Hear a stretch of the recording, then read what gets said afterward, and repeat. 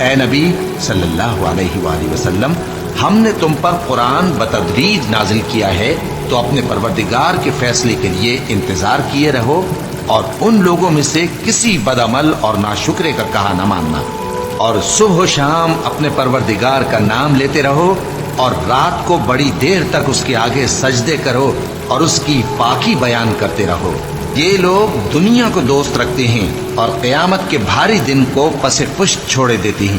ہم نے ان کو پیدا کیا اور ان کے جوڑ جوڑ کو مضبوط بنایا، اور اگر ہم چاہیں تو ان کے بدلے انہی کی طرح اور لوگ لے آئیں۔ یہ قرآن تو نصیحت ہے، جو چاہے اپنے پروردگار کی طرف پہنچنے کا راستہ اختیار کر لے، اور تم کچھ بھی نہیں چاہ سکتے مگر جو اللہ کو منظور ہو۔ بے شک اللہ جاننے والا ہے، حکمت والا ہے۔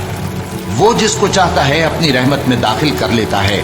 اور ظالموں کے لیے اس نے دکھ دینے والا عذاب تیار کر